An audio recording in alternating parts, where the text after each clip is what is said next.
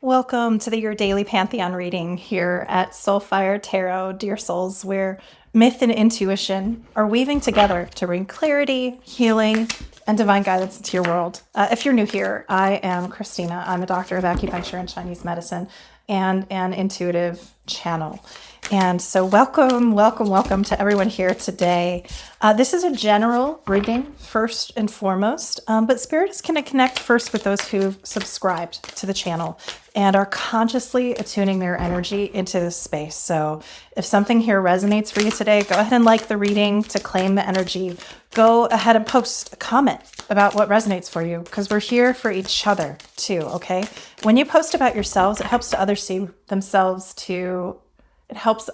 to see themselves reflected in your growth journey. And again, if you haven't already, click that subscribe button. It's completely free for you. It helps Spirit to recognize, to include your energy in future channelings. So here we are. Let's take a deep breath together. And let's see what Spirit and the gods of the Pantheon, here we go, are whispering for us today. So we're starting with our archetype energy of Sisyphus as the Page of Cups. And again, we're working from the Pantheon deck that I picked up in Athens when I was in Greece. So we're working with the Greek Pantheon. So the Page of Cups as Sisyphus, I think we may have had this one time before, if you've been keeping up. And so Sisyphus was the king of Corinth. And his story is that he tricked death itself actually twice. First, he chained Thanatos so that no one could die. And then later, when he had been taken to the underworld, he was able to escape it through deceit. And so because he was immortal and he was considered arrogant for this cheating of death, Zeus, the king of the gods, condemned him to push a boulder up a hill for eternity. And he would get right near the top, and then the boulder would roll back down the hill, and he would have to start over again. So this punishment became just absolute legend, right? We all still know this story. And it's not just about futility, right? But it's about endless self-confrontation with a task that has no end point. So as we look at this as our archetype energy, in the traditional Page of Cups, we're going to see the energy of emotional awakening, innocence, new insight, vulnerability. In this deck, though, we're seeing with the combining of that energy in this story, this is about being an eternal beginner of the heart, allowing yourself to start over again and again as much as possible until we find that it's really our sincerity. It's really our alignment with our purpose and our heart, not cleverness, that opens the way forward for us. Every single failed ascent, every single time we think, I'm at the top, I'm done with my growth journey, I've got this down, and then that boulder rolls down again, and then we see, oh no, my shit is still here. I still have work to do, right? That deepening of the spiral of growth as we think of it in the Taoist tradition. This is an invitation. It's actually an invitation, even or especially when it feels frustrating, into growth, into humility, into shifting from maybe thinking I can manipulate the world around me into understanding the meaning of the things that are happening for me, of the experiences that are showing up for my soul's growth. So this Sisyphus is the Page of Cups, is really looking at that our wisdom isn't born from our triumphs, not really. It comes from showing up again and again with softness, with love, after things don't turn out the way I imagined they might. It means that true initiation, especially in our spirit journey, really begins when we stop trying to outsmart life and we allow ourselves in to feel it. So let's take a look at our clarifiers. Ooh, interesting. We have the Page of Wands upside down, the King of Pentacles upside down, and the Moon in the upright. So as we look at this, we have Cups, Wands, and Pentacles all together. So there's a lot of feelings happening here. And the Moon, which has to do with our intuition. This is really a day of feeling and heart attunement and connection. This is way less about our thought process. This isn't about that metal energy at all. With the Page of Wands in reverse, Page of Wands is like strong initiatory energy, excitement at the beginning of a project, being led by my heart, bringing in that just like oomph, that verve, that kind of young buck energy. But here it's in the reverse. So we're seeing there's a little bit less, in the upright, We see this sort of magic wand twirling and spinning and all of the excitement. In the reverse, there's a little bit of a, yeah, I've been on this hill before, haven't I? I still want that initiatory energy. I still want that entering in and that trusting energy. It's just not quite as innocent, maybe not quite as big a spark as it was before, and yet it's still here. It's important to know that just because something's in reverse doesn't mean it's not here. It's just a shadowed or a slightly different aspect of that energy.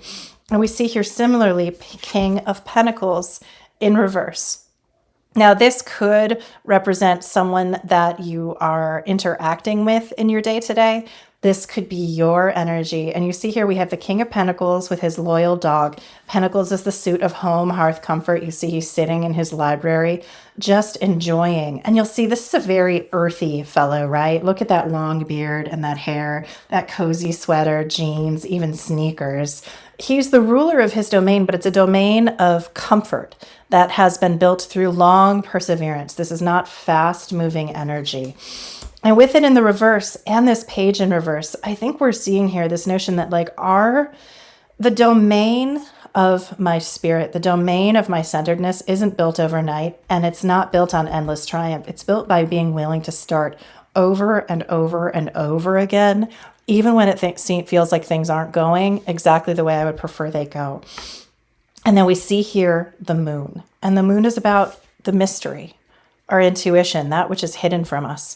You see, we have yin and yang represented, the dark wolf of yin, the light wolf of yang, howling at the moon. And we have our almost mermaid-like figure here under the water. We don't know what's behind the moon. We don't know what is unseen to us, but we can trust it. That's what faith is. That's what faith is. That's what my soul journey is. It's not about all of these pentacles, right? It's not about, well, I can see if I do this, then I get that outcome. It's about trusting the process, trusting my soul's curriculum and journey is unfolding as it ought to do, that I am learning the lessons that I need most to learn in this lifetime. I can continue starting over and over again. I don't have to be as brash as maybe I once was. I don't have to know exactly where I'm heading, know exactly what the outcome is going to be. Instead, I can say, look, I got this boulder and I've got this hill.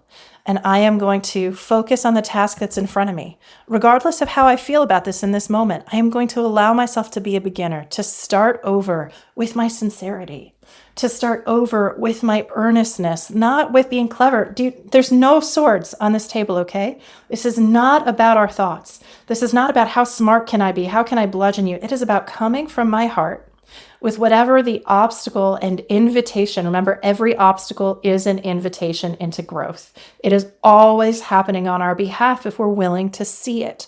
So how are you willing to confront yourself right now? Maybe your tendency to start and not finish, right? Maybe a tendency to lack, right? To say, well, if I don't know how it's going to turn out, I don't even want to begin.